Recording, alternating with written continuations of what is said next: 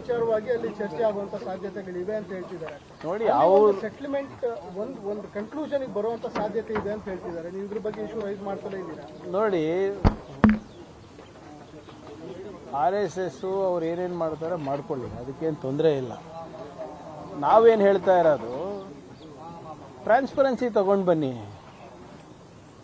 ನೀವು ಎಲ್ಲದಕ್ಕೂ credit ತಗೊಂಡ್ರಲ್ಲ, supreme court ಆದೇಶಕ್ಕೆ ಕ್ರೆಡಿಟ್ ತಗೊಂಡ್ರಿ, ಶಂಕುಸ್ಥಾಪನೆ ಕ್ರೆಡಿಟ್ ತಗೊಂಡ್ರಿ, ಪ್ರಾಣ ಪ್ರತಿಷ್ಠಾಪನೆ ಕ್ರೆಡಿಟ್ ತಗೊಂಡ್ರಿ, ನೀವು ಧ್ವಜಾರೋಹಣಗೆ ಕ್ರೆಡಿಟ್ ತಗೊಂಡ್ರಿ, ಕಳ್ತನಕ್ಕೂ ಕ್ರೆಡಿಟ್ ತಗೊಳ್ಳಿ. ನಿಮ್ಮವರೇ ಅಲ್ವಾ ಇದ್ದಿದ್ದಲ್ಲಿ. ನಿಮ್ಮ ಚಂಪಕ್ ರಾಯ್ ಅಂಡ್ ಕಂಪನಿ ಎಲ್ಲರೂ VHP ದವರಲ್ವಾ, ಅಧಿಕೃತ ಆಫೀಸ್ ಬೇರರ್ಸ್ ಅವರು, ಪದಾಧಿಕಾರಿಗಳವರು. VHP ಹುಟ್ಟಾಕಿದ್ದು ಯಾರು? ಗೋವಾಲ್ಕರ್ ಅವರು. ಗೋವಾಲ್ಕರ್ ಅವರು ಯಾರು? ನಿಮ್ಮ ಲೀಡ್ರೇ ಅಲ್ವಾ, RSS ಲೀಡ್ರೇ ಅಲ್ವಾ. Take credit for this also.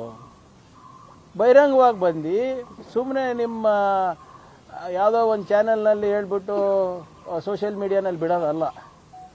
ಏನಾಗಿದೆ, ಹೇಗಾಗಿದೆ, ನಿಮಗೆ ಎಷ್ಟು ಪಾಲು ಬಂದಿದೆ, ಬೇರೆಯವರಿಗೆ ಎಷ್ಟು ಕೊಟ್ಟಿದ್ದೀರಾ,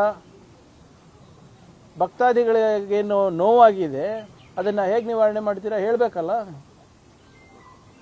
ಎಲ್ಲದಕ್ಕೂ ಕ್ರೆಡಿಟ್ ತಗೊಳೋರು ಕಳ್ತನ ಆದಾಗ ಯಾಕೆ ಸುಮ್ಮನಿದ್ದೀರಾ?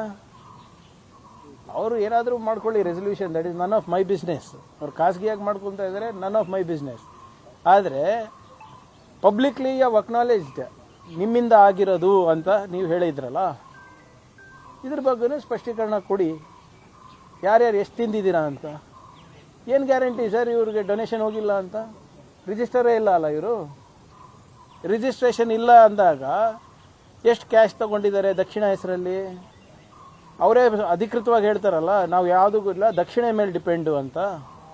ಯಾರ್ಯಾರು ಕೊಟ್ಟಿದ್ದಾರೆ, ಎಷ್ಟು ಕೊಟ್ಟಿದ್ದಾರೆ, ಇದರಿಂದ ಎಷ್ಟು ಬಂದಿದೆ ಹೇಳಿ ಅವರು.